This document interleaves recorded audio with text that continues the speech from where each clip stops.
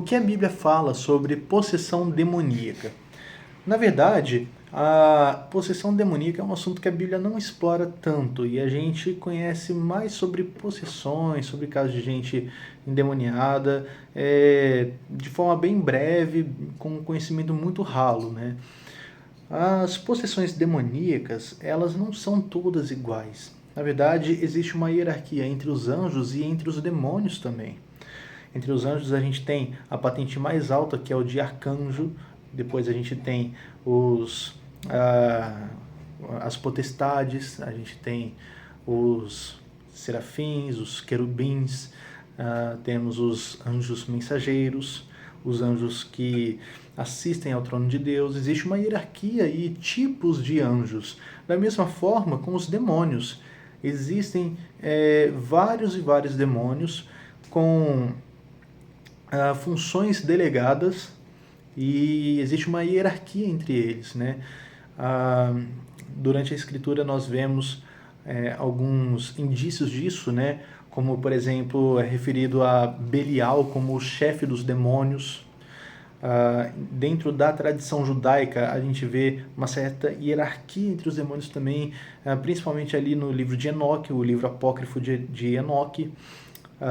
Mas, enfim, como é um assunto do qual a Escritura fala muito pouco, a gente conhece mais através de tradições e de experiências, ao invés de necessariamente através da revelação bíblica. Então, o que a Bíblia revela a respeito de possessão demoníaca? O que a Bíblia revela sobre isso, né? Pois bem, cada possessão ocorre de uma forma diferente, porque isso vai depender do tipo de demônio que está possuindo uma pessoa ou de quantos demônios estão possuindo. A gente tem o caso da possessão do Gadareno, em que muitos demônios possuem o corpo dele. Ele tinha uma força sobre-humana, uma força que ninguém conseguia segurá-lo, ninguém conseguia prendê-lo, e ele vivia no cemitério se cortando com cacos de vidro e tudo mais. Então, ali a gente vê um exemplo de possessão de muitos demônios ali, levando ele a algo nesse sentido, de ter uma força sobre-humana, de viver nos cemitérios, se cortando e tal, e ninguém conseguia conter ele. E então, quando Jesus o confronta e pergunta o seu nome, ele responde: meu nome é Legião, porque somos muitos. Então ali a gente vê a Bíblia revelando a nós que muitos demônios podem possuir uma mesma pessoa. Em seguida, os demônios pedem que Jesus permita eles entrarem nos porcos. E Jesus faz isso. Ele permite que os demônios entrem nos porcos. O que nos revela outras duas coisas. Primeiro, que a possessão ela ocorre por permissão de Deus. Essa é a primeira coisa. E a segunda coisa é que os demônios eles podem possuir tanto seres humanos quanto animais. Mas existem vários tipos de pessoas possuídas na Bíblia, né?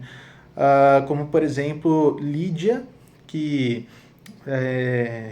ela tinha um espírito de adivinhação e ela adivinhava as coisas futuras da parte de um demônio e revelava aos seus senhores para que eles tivessem muito lucro.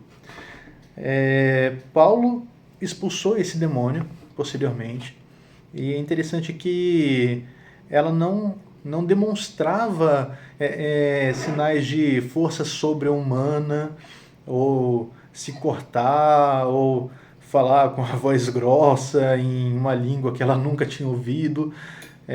Ela simplesmente tinha um espírito de adivinhação e revelava o futuro, adivinhava o futuro da parte de um demônio e contava aos seus senhores para que eles tivessem lucros.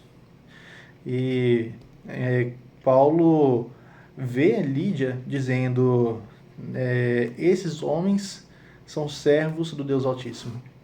Ou seja, ela estava falando palavras de acordo com a fé cristã.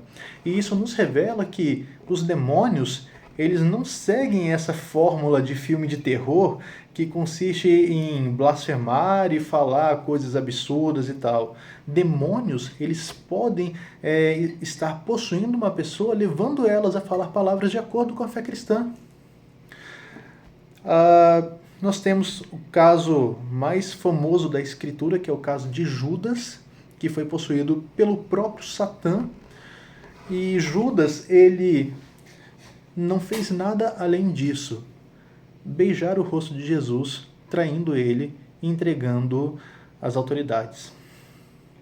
Judas, ele não se contorceu no chão, Judas não falou com a voz grave, não revirou a cabeça que nem a menina lá do Exorcista, Judas não adivinhou o futuro, Judas não fez nada disso. A única coisa que ele fez foi vender Jesus.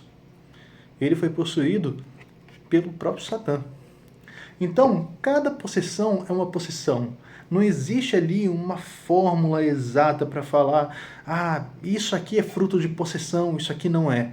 Durante a Idade Média, pessoas que tinham convulsões por conta da epilepsia, muitas vezes eram confundidas com pessoas endemoniadas. Em algumas igrejas, quando uma pessoa apresenta sinais de possessão, a igreja envia um ministro que é autoridade em demonologia, em exorcismo, para investigar o caso, para ver se realmente é uma possessão aquilo e é necessário fazer um exorcismo. Então nem sempre a possessão ela vai seguir sempre a mesma regra, o mesmo padrão.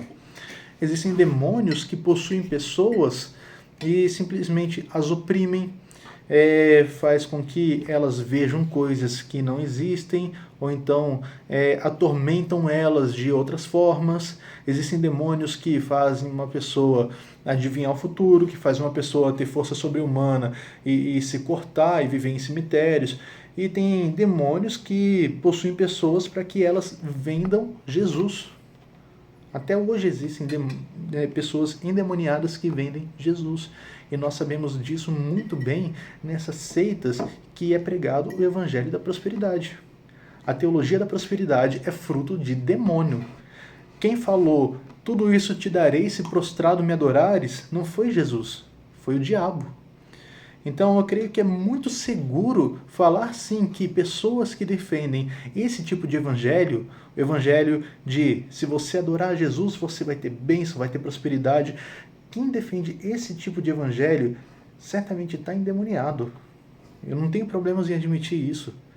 Porque foi o próprio chefe dos demônios, o próprio Satã, quem afirmou isso. Quem ensinou isso foi o próprio diabo. Então, no final das contas, a Bíblia não fala muito a respeito de possessão.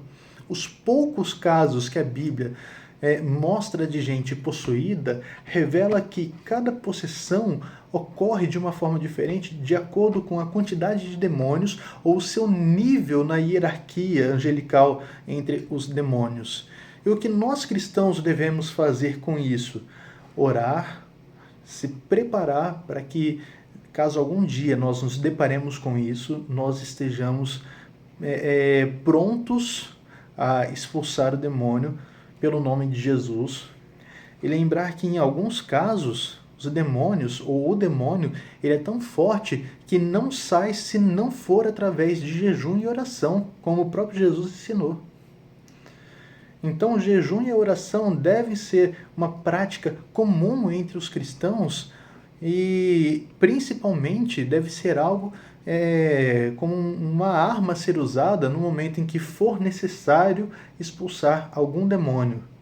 E, obviamente, sempre pedimos a Deus sabedoria e discernimento para sabermos quando uma pessoa realmente estiver endemoniada ou quando não for o caso e ser alguma outra coisa, como algum problema neurológico, um ataque epilético ou um caso de esquizofrenia ou qualquer coisa assim que possa ser confundida com possessão demoníaca. Devemos estar atentos a esses sinais, devemos saber discernir os espíritos e devemos estar sempre prontos para lutar e guerrear contra principados e potestades.